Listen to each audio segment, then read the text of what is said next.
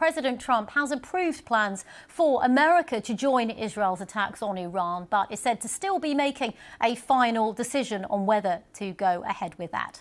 Well, the BBC's US partner CBS News says it's been told by two sources that the US president is waiting to see if Tehran agrees to abandon its nuclear program.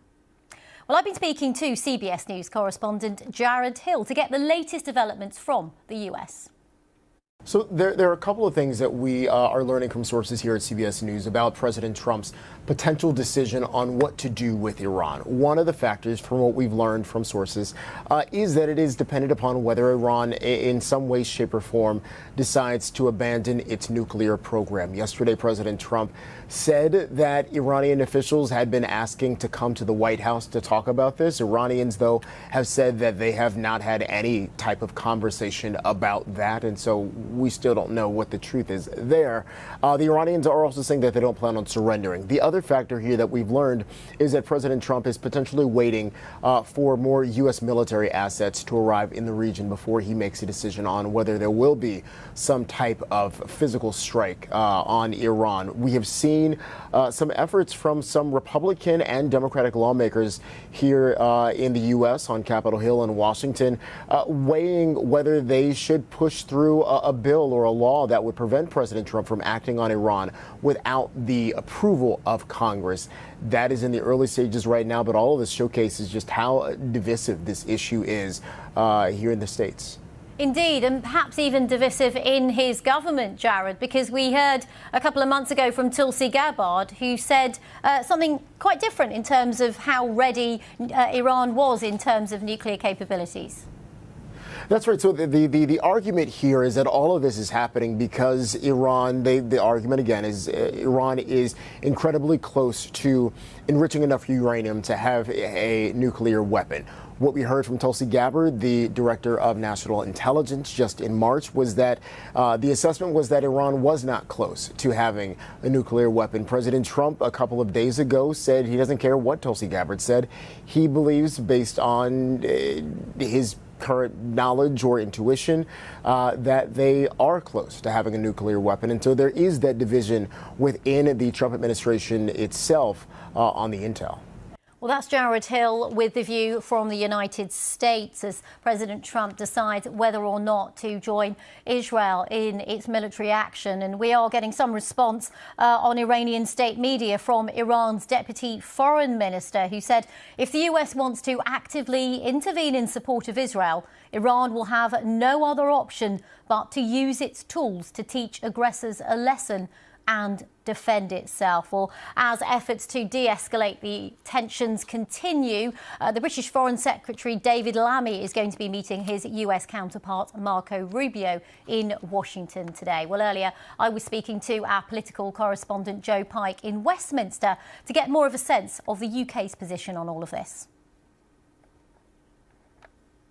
The UK's position is evolving because the key message of escalation we've heard from UK government ministers does not seem to be being heeded in the White House. David Lammy meeting Marco Rubio today and other key contacts in Washington, D.C., we're told. There has been some tension in the relations between the two countries over the UK's decision with some other nations like Australia and Canada to sanction two Israeli ministers in connection to their comments on Gaza.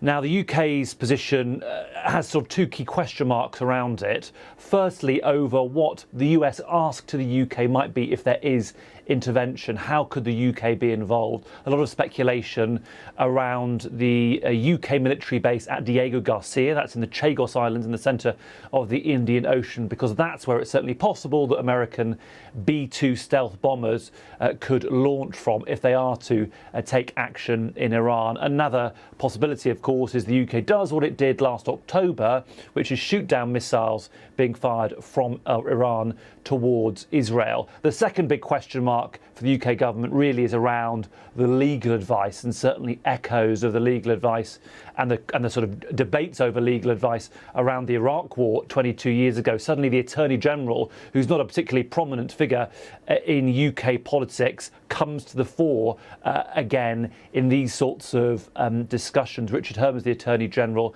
and his legal advice around different sort of roles for the UK government will be fascinating. Number 10 saying to me today he's closely involved, but they do not want to comment on what that legal advice might be. One other key point I think it's definitely worth making, Regina, and that is around how people are feeling in the UK government, in particular in the Foreign Office. Diplomats do seem definitely anxious, not just anxious about avoiding an escalation in the Middle East, but also maintaining what so far seems to have been a pretty positive relationship between President Trump and Prime Minister Starmer.